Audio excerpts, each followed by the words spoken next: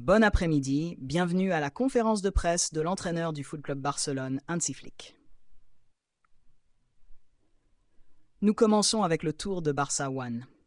Marc Gros, s'il vous plaît. Oui, bon après-midi, bonjour Hans. Demain, vous affrontez l'une des équipes en meilleure forme de la Liga. Ils ont enchaîné 6 victoires consécutives. Attendez-vous à un grand match demain. Est-ce que cela démontre la difficulté du rival que vous aurez à affronter? Ça va être un match difficile. Nous avons pu le voir aussi en coupe, à domicile. Je pense que le résultat n'a pas reflété la réalité du match. Nous devons jouer à notre meilleur niveau contre eux. C'est ainsi. Nous nous concentrons là-dessus. Nous devons gérer la charge des joueurs, les récupérer et demain, nous verrons ce qui se passera. Vous parlez souvent de la progression de l'équipe au fil de la saison. Dans ce sens, je voulais vous demander à propos du match de demi-finale contre l'Atlético. Avez-vous constaté que l'équipe a franchi un cap en matière de croissance et surtout dans la gestion du match, dans la capacité à comprendre chaque situation requise? Je pense que je l'ai déjà dit une ou deux fois, nous trouvons la bonne réponse sur le terrain. En seconde période, nous avons très bien défendu. Donc oui, cela me réjouit de voir que nous nous sommes améliorés aussi dans la possession du ballon. C'est fondamental pour le Barça que le style de jeu basé sur la possession soit le bon, le nôtre. Nous pouvons toujours nous améliorer, nous pouvons commettre des erreurs, mais certaines erreurs peuvent être évitées. Et c'est là que nous devons progresser. Au final, je pense que oui, nous avons progressé. Aujourd'hui, l'équipe croit en ce qu'elle fait. Ils ont la qualité nécessaire pour battre n'importe quelle équipe et tout le monde sait que demain sera un match difficile. Journaliste. Une question sur Gavi. Contre Gérone, il avait déjà des problèmes et face à l'Atlético de Madrid, il n'est pas entré en jeu. Comment va son genou pour cette fin de saison? Y a-t-il un plan spécifique pour lui? Nous avions pensé à lui donner quelques minutes contre l'Atlético de Madrid, mais il y avait des doutes. J'ai donc pris la décision de le préserver. Pour moi, il est très important que les joueurs jouent, car quand ils sont blessés, ce n'est bon pour personne. Nous avons besoin de tous les joueurs et ils doivent être dans la bonne dynamique. Ce que je peux dire, c'est qu'il n'a actuellement aucun problème. J'ai parlé avec les médecins, les kinés, tout va bien pour lui et je pense qu'il pourra jouer demain. Journaliste.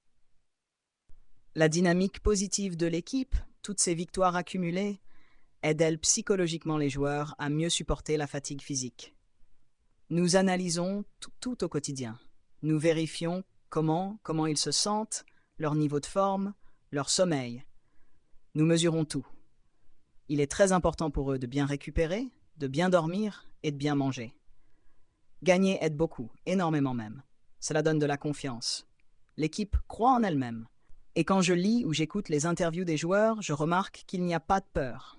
Il y a une vraie conviction. C'est ce que nous devons démontrer contre n'importe quel adversaire.